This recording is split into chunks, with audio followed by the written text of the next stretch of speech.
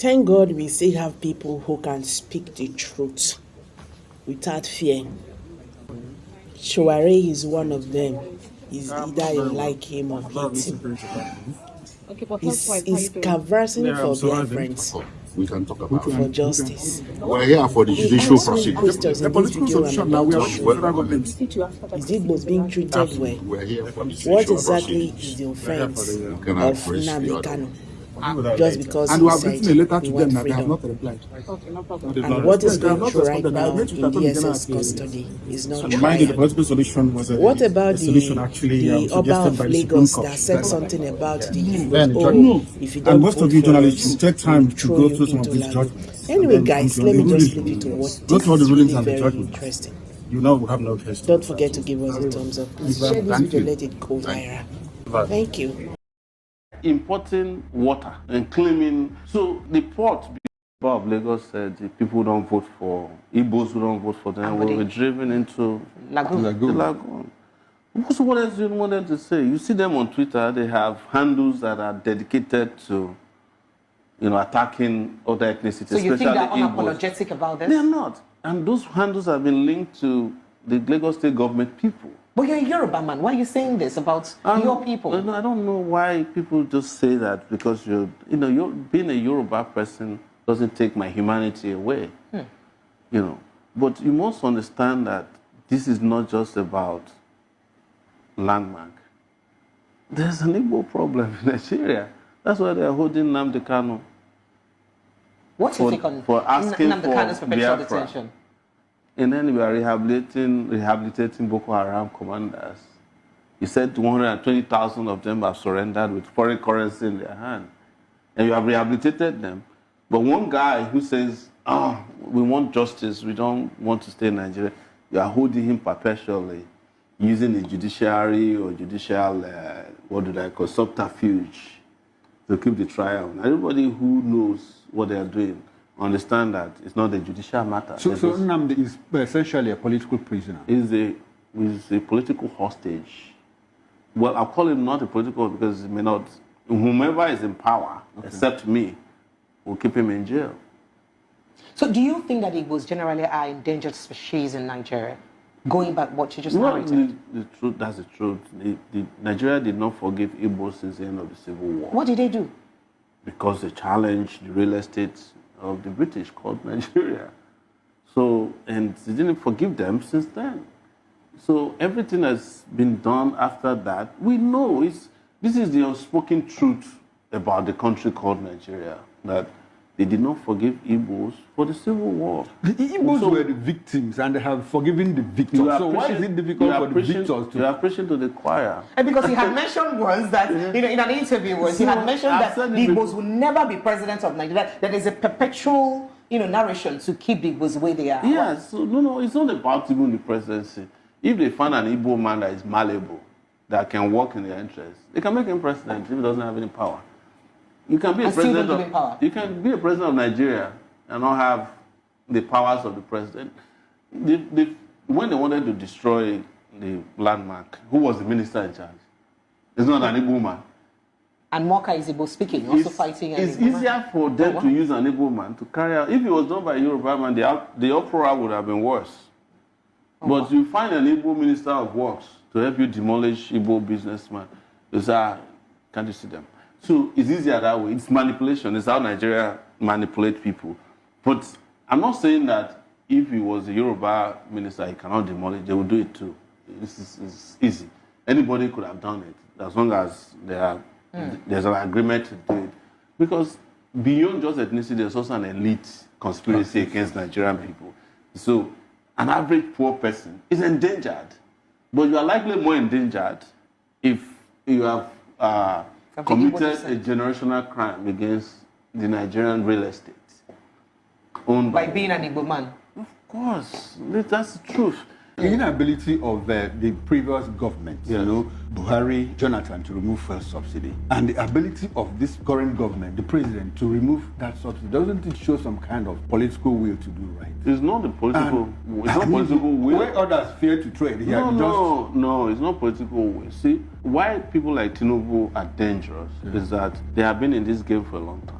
and I say they are very dangerous people because they have been involved in everything. They were in the opposition. They have been in government before. So they understand the weakness of the Nigerian people. That was why the day he removed subsidy was when nobody was watching. The day everybody was watching but not paying attention, which was the day of his inauguration. And I won't be surprised that him falling on that day was programmed to distract attention. So they created content for people. Oh, Tinubu just fell, oh, Yakata. But he did the worst thing that could happen to the economy of the people. Was it only content? Because fuel immediately jumped from... No, I'm not saying that. A lot of people paid more attention to the fact that he fell. But the with presidents have stated it several times that one of the reasons why he would ensure he works for the generality of the good of the people, it's because he fought the military, he risked his life, and he fought for this democracy we're enjoying. So what is that? You're saying that they didn't fight the military because they have the same characteristics. In fact, what they are doing is worse than what the military was doing. What are those things? Yes. This idea of jailing children after protests, jailing people for speaking against government officials. This is what the Decree 2 and Decree 4 people were doing. So are you saying that the present administration is worse than the military? It is worse than the military. The military did not even jail children during their own time. Oh, wow. Okay. They didn't charge children for trips. Okay, before we travel far from the failed subsidy something, one last question. I want us to play some kind of role reversal. If you were the president, assuming you won the election, what would you have done differently regarding the failed subsidy issue? So, what I would have done differently is, first, I am aware of the people who are stealing fuel subsidy money. I know them. I know everybody that is involved. And do you know how I know? I covered fuel subsidy, fuel matters like nobody else under Sahara reporters. I've seen all of them till today. So I would have clamped down on them immediately. And secondly, I would have fixed the refineries and created newer, smaller refineries. Because refineries are very easy to put together. Like modular refineries? Yes, even the ones, you can build a refinery within a year, they'll bring the parts to put it together. And the reason is simple. Even as Nigeria is unable to fix its own refineries, and they're lying about fixing the ones they fix. I was coming to that. Niger Delta militants are able to produce diesel in this country, in large quantities. They still produce kerosene. In fact, they bragged, there was a time they said that the kerosene that they're selling in most filling stations are supplied by them. Yes. So if Niger Delta militants can be doing the old style biology class distillation, how is it that the federal government cannot do the same thing? But don't forget that these same people that claim that they can't build refineries went and built refinery in Ivory Coast. Yes, under Jonathan. And we are importing fuel from there. There's a refinery in Niger. Niger doesn't even have oil. They're selling fuel to Nigeria.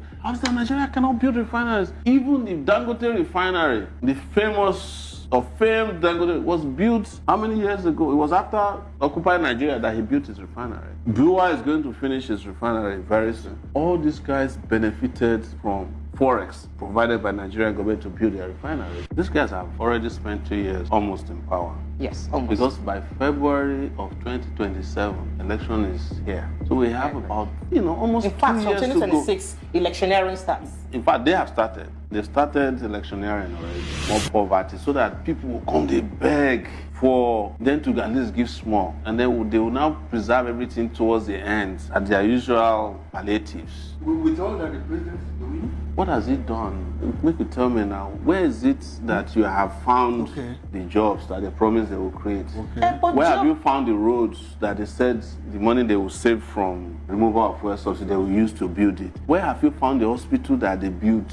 The only people who are doing well as the president are his people. He's the one who bought a new jet in the midst of this starvation and poverty. He's the one who bought a new Escalade, providing jobs for their own boys. That's not his issue. So you don't believe in the tax reform policy? What is the tax reform going to do? Redistribution of income and resources and all of that. For the same people. I've already talked about tax before. That what you need is to increase not taxes, but expand the tax base. And I know this because Nigeria has the lowest tax base in West Africa. And it's because the rich people are not paying taxes. But now you want to collect more from the poor, which was something exported from Lagos. They exported this whole tax collection thing from Lagos. You know where it's going to end? You're going to have private tax collectors introduced nationally. You just sound like the president is somebody who already understands the character of Nigerians and he plays with the character. Is that what you're trying to say? That the president is deliberate with how he deals with Nigerians? Most people don't know Tinubu as much as I know him. And it was because when we were doing pro-democracy, we knew them. We knew how they came to the pro-democracy movement and stylishly hijacked it with Nadeko and ran away from the country. Left those of us who really were doing the struggle to be endangered. Why they all disappeared? Oh, you think that was deliberate? It was. So are you also of the school of thought that perhaps he was working with Abacha somehow? Because people are insinuating that there was a backyard movement, and that's why you have people like Bagulu working in this administration. They were close to all the politicians at that time, the SDP people,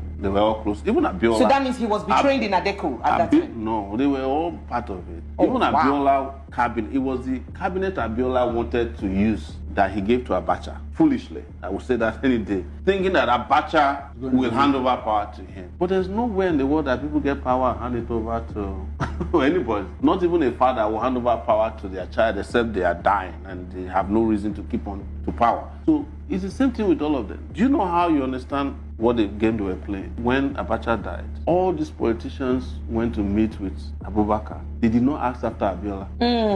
Yes, we were in Lagos waiting for Abiola to be released. We saw them meeting with Abubakar. And when Abubakar took over power and handed over power, they were his greatest friends. But there is a deliberate impoverishment of the Nigerian people. That is what, what did removal of fuel subsidy do to you? Governors are getting more money. Yes, governors are not poor. There are these people who are already rich who are getting more money. Are you getting okay, yes. Okay. The rich is getting richer. The poor people are getting poorer. So should we hold the president responsible for the fact that governors are getting more money yet that money doesn't trickle down? Those money don't trickle down to the poor people. Do you know what has happened under the Tinubu regime? They have created a one-state system, one-party state. That's what I was trying to say. And that is that if Tinubu travels to Lagos today, all the governors will come and greet him. Block those leakages and those loopholes in our subsidy system, and then to also call them out and thoroughly deal with those people who are gaining from the subsidy. That's exactly why when they are retelling the stories, we must keep telling it the appropriate way. People have said that in 2012, people fought against Jonathan's subsidy, and as a result, have no right to complain when Tinubu removed subsidy. That's not true. What we found out during Jonathan's time, after the Occupy Nigeria 2012 struggle, was that we actually found out that a lot of the people who were supplying fuel weren't supplying anything. Some of them, it was found out, were importing fuel to Nigeria with ships that capsized 20 years ago. You knew about it. Some were importing water and claiming. So the port became a place for racket. All of them were arrested, or some of them were arrested. They probably arrested the small boys. But go and ask today what happened to it. Was